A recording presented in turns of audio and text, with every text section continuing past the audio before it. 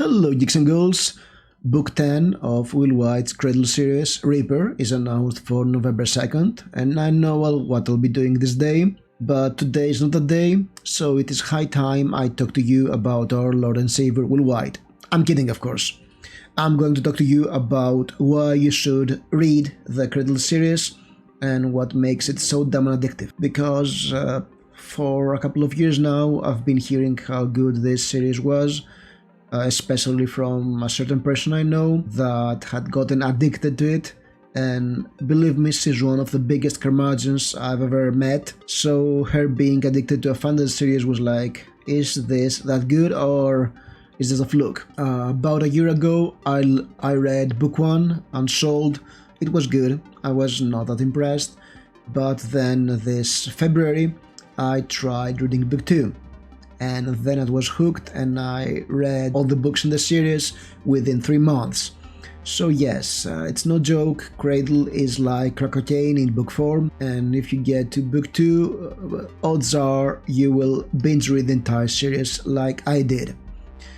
And yeah, I have reviews for each book in the channel, so if you're reading this series, go along and watch them. I'd love to hear your opinions about the books if you decide to read them, or if you've read them, tell me if I'm wrong in anything I'll say. But before I continue, just hit the like button, subscribe, and yeah, that's it. What is Cradle? Cradle is, it belongs in a genre we'll call cultivation or progression fantasy. It's based on Asian martial arts stories like wuxia or shonen anime, and if this sounds too Chinese for you, damn it, the second part is Japanese. But yeah, basically, if you have no idea what this means, it's Naruto in book form. In the world of Cradle, we have sacred artists who learn how to use Madra, which is sort of like a life force. It has elemental aspects in it, and this allows them to perform miraculous feats. There are 4 fundamental techniques to use, and they change along with the different aspects of one's Madra. So you have a lot of paths and very interesting martial arts. Our main character is Lyndon, who is born in the Sacred Valley. It's a place in the world of Cradle. It's between mountains, and at early age he goes through a test to see what technique he is most suited for, and he fails, and he keeps going to the test and fails every time. So that means that he's unsold. He has no skill with Madra. So that makes him a pariah, a little better than a small child, and he's humiliated. He goes through a lot of bullying and mistreatment, but at some point early on, somewhere in the middle of Unsold, the first book in the series, he learns that in order to save his homeland from an upcoming catastrophe, he has to go to the outside world and become stronger than everybody in Sacred Valley, because that's quite a twist. For some reason everybody outside Sacred Valley is way more powerful, and there are kingdoms out there, empires and beings with amazing powers. So what makes Cradle great? First of all, it borrows a lot from Asian media, from shonen anime.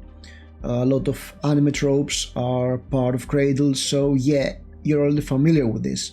A lot of people like martial arts anime, a lot of people enjoy this, so a lot of the tropes that so many people like are in book form. So it's another opportunity to see something already popular in another medium, and it's done amazingly well. The books are very brisk, they have great pace, they're well written, and also you have the opportunity to do a lot of exposition in a good way, of course, and add world building as well as the inner thoughts of the character, something that you cannot do that well in an anime or a manga, more visual storytelling. And yeah, there are a lot of fantasy tropes too, so it's a great mix of Western and Eastern tropes in a format that we're not used to see, so it's kind of original but not really. Then of course, what is really addictive with the Cradle is the clear progression of the characters, because there is a very clear system of power, meaning that each sacred artist gains more and more and better control of their madra. So at some point their core, because they have a core in the belly that they use for madra manipulation, it transforms, it expands, it changes form, and that's an advancement. And this advancement brings changes to their body, to their mind, to their soul. So as you start beginning, you see a lot of terms like copper, iron, jade, gold, sage, underlord, and you probably want to know what they mean, but the answers are not apparent yet. But as Lyndon advances in power, because yes, it's progression fantasy, so Lyndon will advance at some point, right? How he grows in rank, you get to learn what each stage of a sacred artist means, how one can reach there, what changes does this bring, and also we see how the world works, because once the characters reach a milieu, sort of a power level that is usual to the place they're in, they advance to another part of the world where everybody is even more powerful. That's a very clear progression. You want to read the next book to know what happens in the next stage of this sacred art system. And that also means that the stakes are constantly rising along with the characters, because in the very first chapter you have Grey Hook. You see Lyndon failing the test over and over, and you start to wonder what's wrong with this kid, why is he unsold, what does this mean? And then he has to deal with bullies, and you see how he is ingenious and tenacious and actually managed to overcome his limitations. Because yes, in the world of Cradle it's a rule that only the strong survive and they lord over the weak. It's a bit of a Dwarvinian world. And yeah, at some point the question what's wrong with Lyndon is sort of answered, but not really. There are other parts to it that come later on, but I won't spoil you. But at this point you have an obvious answer of what's wrong with Lyndon. You're already knee-deep in the politics of noble families that are part of a bigger kingdom, and they're at war with each other. So you don't care, you have your answer, but by then you just want to see what happens next, because there are already 10 more balls being juggled in the plot. Also, as you read on, you get more answers and more questions and more plot threads. And also you may realize that some things you have read early on and you thought that, yeah, right, they don't quite make sense. And there is also a great reason for that, and not all of those answers have been answered, trust me, but yes, there are a lot more in this book. I mean, in my review for Unsold I said, yeah, I didn't like that there is a whole setup for Sacred Valley, and then by the end Lyndon has to go outside it. So it feels that a lot of world building is a missed potential. But I want to return to this book because apparently there are a lot of things that are set up and I was not aware up until much later in the series.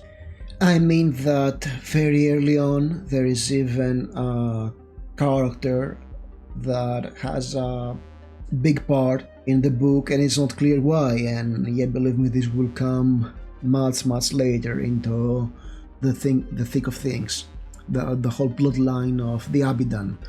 And while I was reading for the first time I was like, what's happening here? And yeah, at some point everything started to make sense.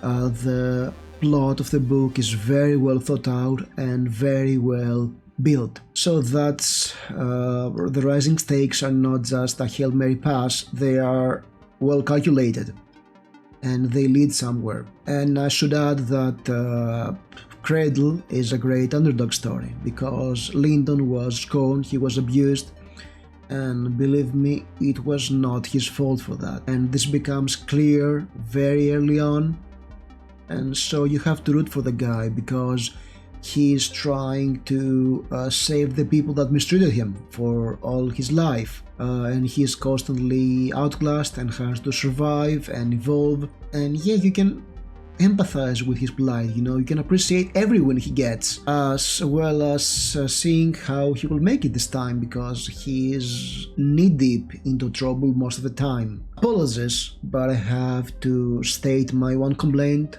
of the series at this point. Yeah, the way that Lyndon sometimes gets through some difficulties and the way he gains more power may sometimes feel forced, undeserved, or underwhelming.